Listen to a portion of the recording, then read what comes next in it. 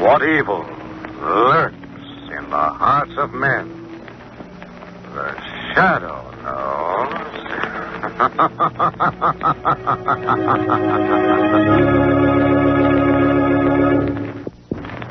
Once again, your neighborhood blue coal dealer brings you the thrilling adventures of the Shadow, the hard and relentless fight of one man against the forces of evil. These dramatizations are designed to demonstrate forcefully to old and young alike that crime does not pay. The lucky householders whose homes are heated with hard coal are enjoying steady, uninterrupted, healthful warmth in every room. Even when winter winds blow and the temperature dives to zero, there's no need to cut down heat or close off rooms in homes heated with dependable hard coal. Yes, sir, when you have a supply of hard coal in your basement, you're the boss of heating your house.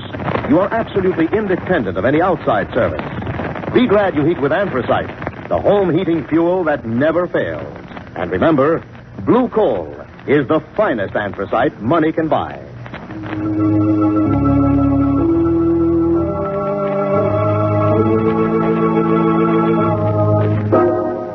The Shadow, who aids the forces of law and order, is in reality Lamont Cranston, wealthy young man about town. Years ago in the Orient, Cranston learned a strange and mysterious secret. The hypnotic power to cloud men's minds so they cannot see him. Cranston's friend and companion, the lovely Margot Lane, is the only person who knows to whom the voice of the invisible shadow belongs. Today's drama, The Thing in the Cage.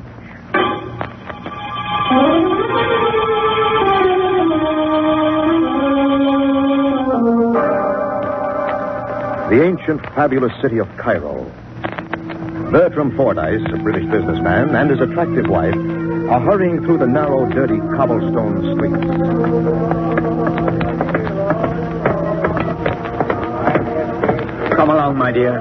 Come along. What on earth's the hurry, Bert? It's that feeling again, Lucy. That frightful feeling that someone's following us. No wonder in this beastly city.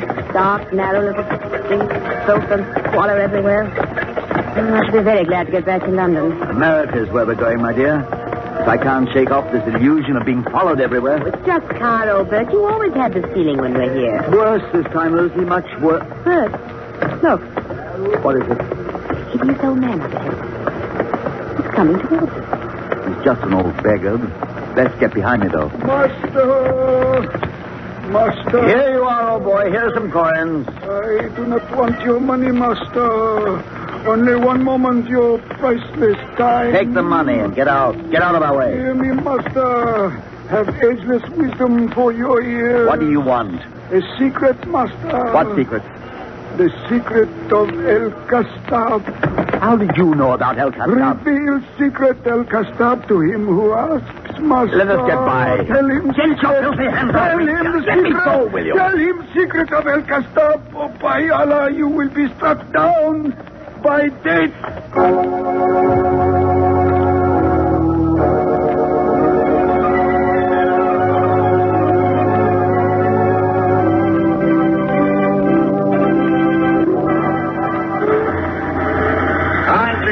The main gangway for disembarking. Watch yourself going down the gangway, darling. Time to use the main gangway for disembarking. It is a bit of relief, isn't it, after all we went through in Cairo? Now you can forget all those silly illusions about being followed. The prophecy of the mad beggar. Yes, I'm sure this will be a very pleasant holiday. Here we are. Now, if we can find our luggage and get through the customs. We'll be just in time to have a drink before supper. I think this calls for a bit of celebration. Bottle of wine, perhaps. What's the matter, darling? Look up there. Where? Up there. That man standing by the rail, smiling down at us. He's the man, Lucy. He's the one who's been following But he us. couldn't have followed us all the way across the Atlantic. But he did. But you can't be sure. I can. Look what he's carrying in his hand. He's always had it before, and he's got it with him now. You see it? Why, he's carrying a cage.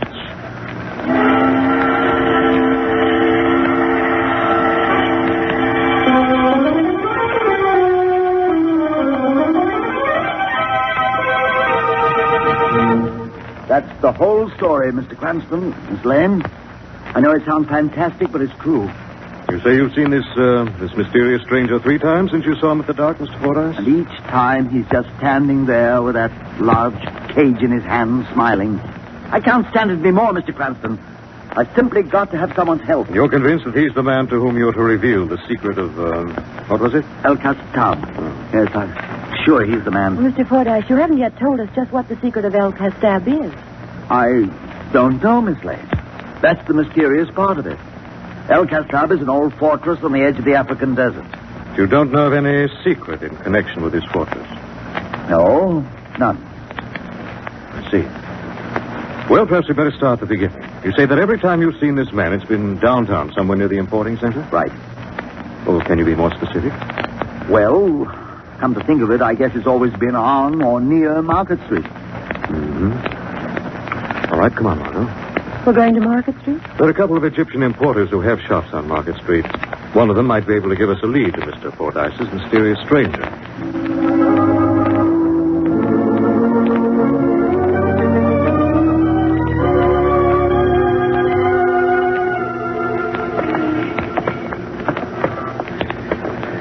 Lamont? Darling, do you realize it's been almost 2 hours since we started pacing up and down Market Street? I guess it was a pretty thin hunch. Looking for a mysterious stranger in an importing district. Especially when every other man looks like him. What is it? Every other man may look like a mysterious stranger, Margaret, but the man who just came around the corner fits Mr. Fordyce's description to a T. He does, doesn't he? Tall, dark. Lamont, it is he. Look, he's carrying that awful cage. Back against the wall. Bringing that shop across the street. What do we do? Get across the street here, quickly. Stick close to the wall and approach the shop from the other direction. Here we are. There's a sign hanging over the door. El Tamir, importer, New York and Cairo. Now we're going to rush Mr. El Tamir and see who his friend is. Yes? He's not here in my shop then.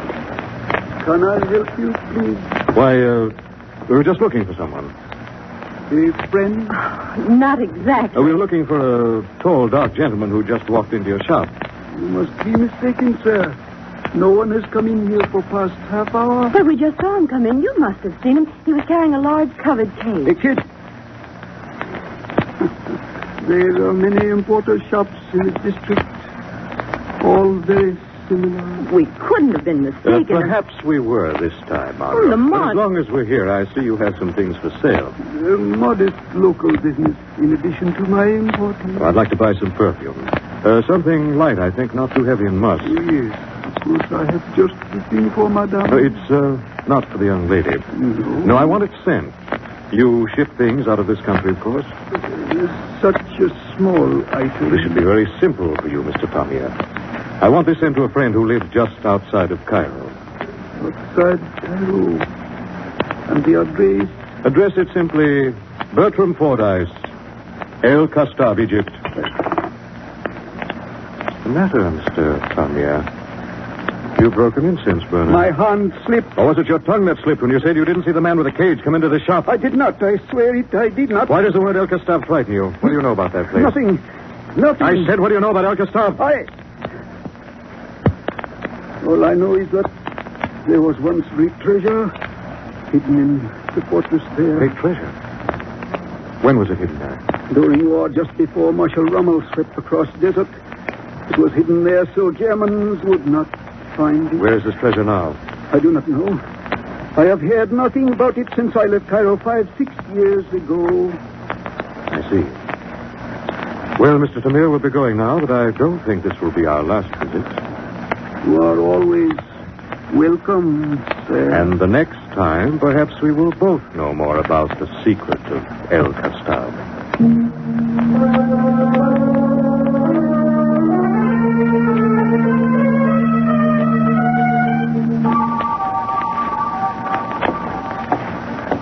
Sit down, Bert, please, and try to get hold of yourself. Why doesn't he call? Why doesn't he let me know something? Well, I'm sure Mr. Cranston is doing everything he can. Everything. He's wandering around looking for Egyptian importers while I sit here and wait for that smiling gentleman with a cage. Bert, you've told me 100 times that there's no secret of El Castor.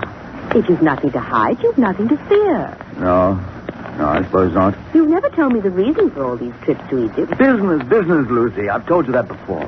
But we have had rather sudden bursts of wealth over the past few years. Was there money hidden at El Castor? Money? No money. Lucy, believe me, there's nothing I can tell you. This is something different, something I can't escape. I'd feel as if the very shadow of death were creeping up on... What was that? There's someone knocking at the door. Were you expecting anyone? Not that I know of, but... Lucy. Don't go, Bert. Lucy. Don't go. I have to, Lucy. I have to see who it is.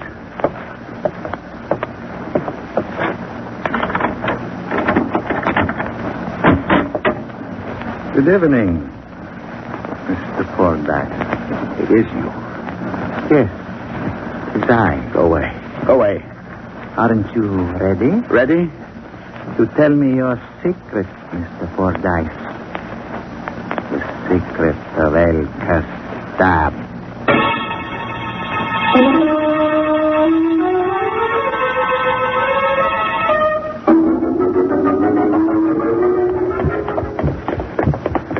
Lucky you stopped before Mrs. Fordyce after you left the shop. Yes, she sounded worried. Frightened. She said that man with the cage was there at the house? That's what she said, Margot. Well, here we are.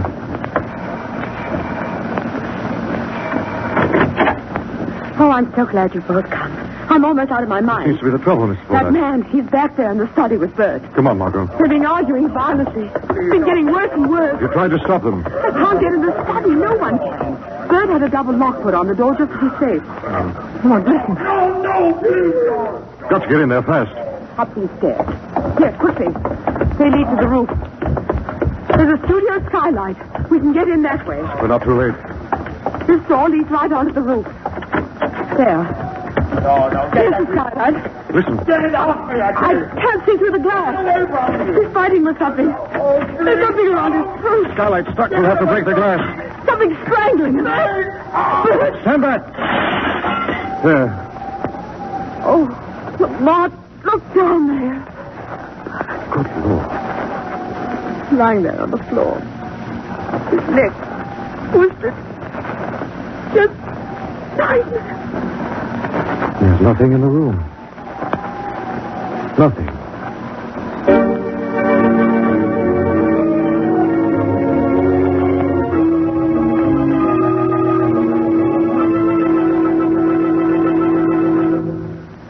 We'll return to the shadow in just a minute. Friends, is your home heated with a type of fuel now hard to get? If so, I'd like to ask you 3 questions. 1, would you like to cut your fuel bill in half? 2, would you like to be sure of plenty of fuel for steady, uninterrupted, healthful warmth in every room of your home? 3, would you like to continue to enjoy the convenience of fully automatic home heat? I am sure your answers are all yes, and there is only one way these things can be accomplished. Switch to hard coal and install an automatic stoker. At current price levels, stoker-sized hard coal will cut your fuel bill in half. Stoker sizes of hard coal are plentiful, and enough can be stored to carry you through the severe part of the winter. Modern, efficient, fully automatic stokers are available right now, and they soon pay for themselves in fuel savings. With a hard coal stoker, the fire is fueled automatically, and ashes are removed automatically. The healthful, even cold fire warmth is automatically controlled by a thermostat in your living room. The Blue Coal dealer in your neighborhood can give you full information about stokers and installation. It will pay you to call the nearest Blue Coal dealer tomorrow. Now, back to the shadow.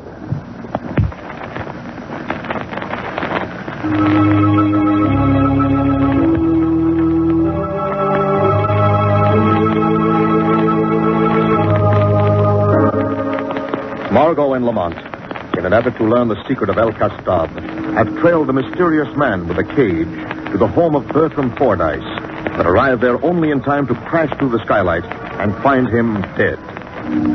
It is a short time later now, as Margot returns from quieting Mrs. Fordyce. No, she's all right now. She's in the room resting.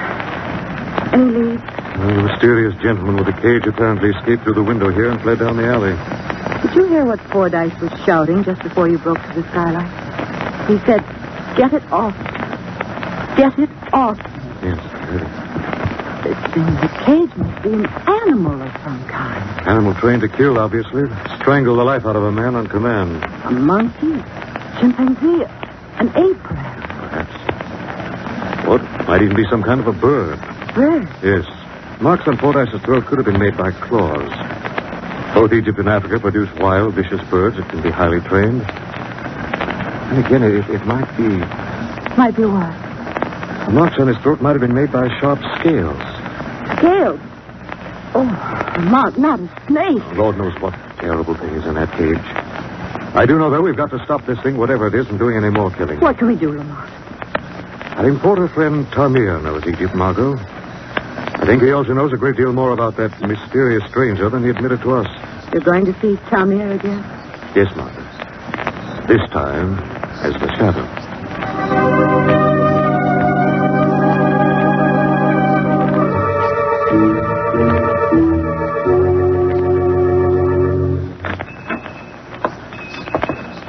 Good evening, Tamir. Monsieur Constantine, you should not have come here to my shop. There have been people here asking about you. We will talk in your back room, Tamir. Yes. This way, quickly. To the sliding door. There. Now we are at least out of sight. Why have you come, Monsieur Constantine? Fordyce is dead. You killed him? Suba did. Is the same. Then you have the map. No, Mr. Fordyce said he did not have it. I did not believe him. I let Suba the cage to wring the truth from him. Still he would not confess. His last gasping breath was that the map was no longer in his possession. Not in his possession? Then where could it be? That is exactly what I would like to know, Tamir. You don't think that Yes, Tamir, I do.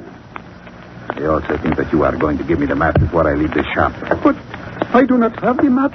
I swear I have I it. want that map, Tamir. I have traveled across 2 continents to get the treasure of El Castab, and I intend to have it. But I do not know where it is. Give me that map. Please, Monsieur Constantine, please. Give me that map. Please do not hit me again. I do not have the map. I swear it. Very well. Get up. Get up! You believe me? Perhaps. I took some papers from Fordyce's body. Perhaps the map was among them. Yes, of course. The map must be among his papers. Tamir, Yes, Monsieur Constantine. I'm going to return to my room now and look through those papers. And if I do not find the map there, I shall return. But... And if I do, Tamir, I shall open this cage. And you will meet Suba. The quiet, deadly Suba. Face to face.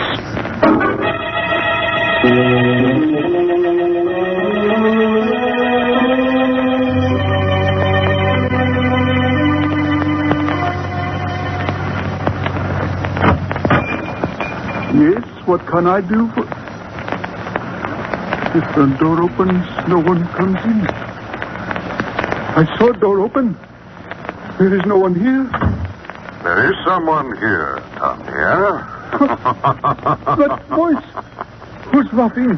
Customer is coming to your shop, Tamir. Who are you? This is the shadow. What do you want? Information, Tamir.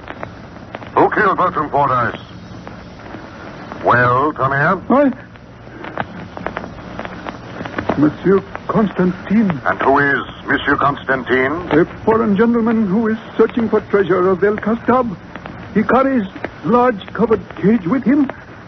The thing in cage killed Fordyce. What is this thing in the cage? I do not know. I have never seen it. It kills, that is all I know. But you do know a great deal about the treasure of El Castab, don't you, Tamir? No, I do not even know where treasure is hidden. Treasure's not hidden in the desert fortress? It was, but Fordyce moved it across desert. It was hidden again and again. And now? Now it is buried somewhere in Holy Land. Holy Land? Yes. thought his wife must be found quickly. Every day the Holy Land blazes with more fire and revolt. I see. Where is this Constantine now? He went back to his rooms. There were some papers he took from Fordyce. He's looking for map among them. Where are his rooms? The Hotel Metropole. Very well, Tommy. Thank you for the information. You serve your customers very well.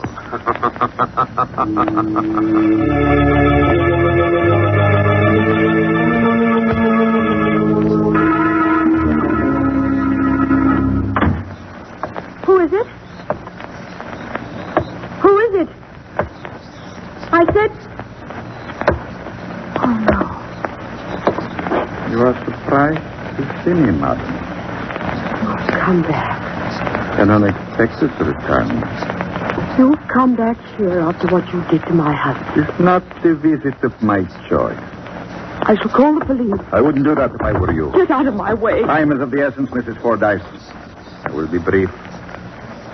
I want the map of El Castab. The map? It is not among the papers I have in my room. Papers I procured from your husband's body. I can only conclude it is hidden somewhere in this house. I will have it, please, immediately. You'll hang for that. I'll see that... The map, Mrs. Fordyce, the map. All right. Follow me. Here in the study. The Fordyce has a secret drawer in his desk. Quickly, Mrs. Fordyce. It's here somewhere. Oh, yes. This is what I was looking for. What?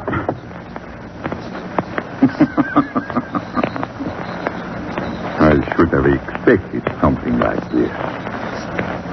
You may put the revolver back in the drawer. I think not, Mr. Constantine.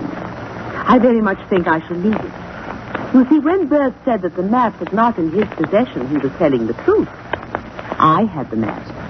I take it your husband's death was more of a convenience than a tragedy, Mrs. Fordyce. Precisely as your death will be a convenience, Mr. Constantine. My death? I hardly believe the American police will be too curious about your sudden demise. It's all very easy. Is it not? It took some planning and a bit of acting.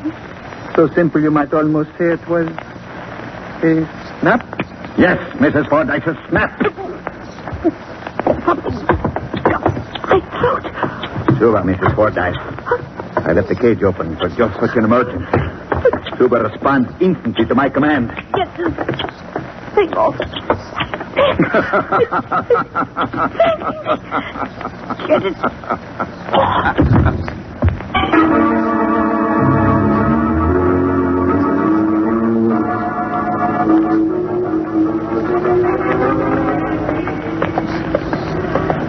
Back here by the alley, Margot. Someone might see us in front of the shop. Did the shadow talk to Tammy Lamont? Just left him. And? Have to work fast, darling. Mr. Constantine's probably in his room at the Hotel Metropole now, looking for the map of the treasure of El Castab. And you're going there to find him? Shadow is. What do you want me to do? Constantine knows that Tom Muir doesn't have the map. He just left his shop. Yes. So if by some chance the map isn't at his hotel, he'll be back to see Mrs. Fordyce. So you want me to warn him? Yes. Have him meet you at police headquarters. I'll take care of it. While you are, the Shadow will be taking care of our elusive friend with the cage.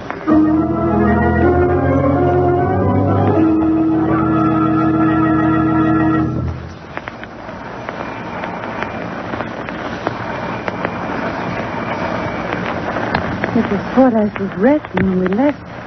Must be still asleep. I've got to warn her. Maybe if I knock. Door's open. Mrs. Fordyce. Mrs. Fordyce. I hope nothing's happened. Mrs. Fordyce. Good evening, young lady. Oh, it's you. Dark clothes. The cage. And you, my dear, are familiar to me. Weren't you with the inquisitive young man who crashed through the skylight? You'll never get away with it. I think. But I don't believe I can say as much for you. You have no reason to kill me. You think I am stupid enough to let a witness to two of Suba's crimes go unattended? I'll scream. I'll make someone hear me. Only a very short scream, my dear. Suba is very quick. Suba? Yes. Some believe Suba to be a kind of bird. Some believe a reptile which lies coiled behind those bars, ready to strike. Others swear that I carry with me a small, fierce ape. Suba is none of those things. Don't open that cage. She's none of those things. You will see for yourself when I open the cage like this. Oh, no. No. Yes. It's a human being. Yes, my dear. A human being like you arrives. Only much smaller. And a great deal stronger. Get it away. Suba is a native of the Niger region of Central Africa, where pygmies grow very small and very fit. Get it away. You don't like Suba. She's not very attractive, but she's quite intelligent. He speaks a few words. Suba, speak. Speak. Not a large vocabulary, but adequate for our purposes. Now, Suba, to work quickly. We've wasted much time. Get it away. Get it away. Suba, what was that? Thank you. Voice commanding Suba. Who is in this room? Kill. Suba! That's you! Kill. Speaking, but I hear a voice. Kill. Get away from me! Get away! Now, Constantine, you know for a fleeting instant the terror of the unknown. The terror you've struck into the hearts of your victims. Spare me, please. Whoever you are. You carried a cage of death, Constantine. Now you will find yourself caged. No. And you'll remain caged, Monsieur Constantine, until time for your execution.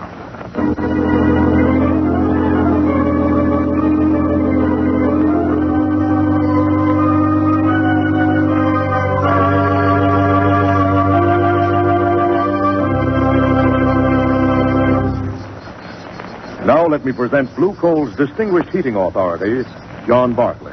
Thank you, Andre Bruce, and good evening, friends. Many people think we're having an abnormal winter.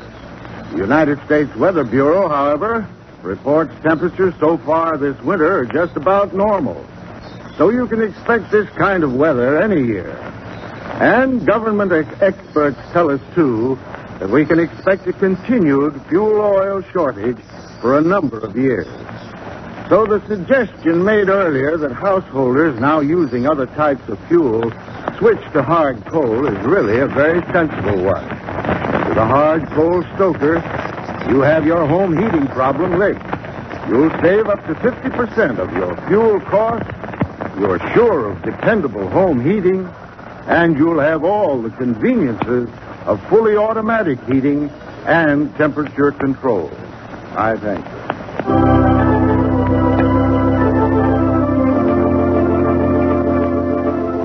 This story is copyrighted by Street and Smith Publications, Incorporated. The characters, names, places, and plot are fictitious. Any similarity to persons living or dead is purely coincidental. Again next week, The Shadow will demonstrate that The weed of crime bears bitter fruit. Crime does not pay. The shadow knows.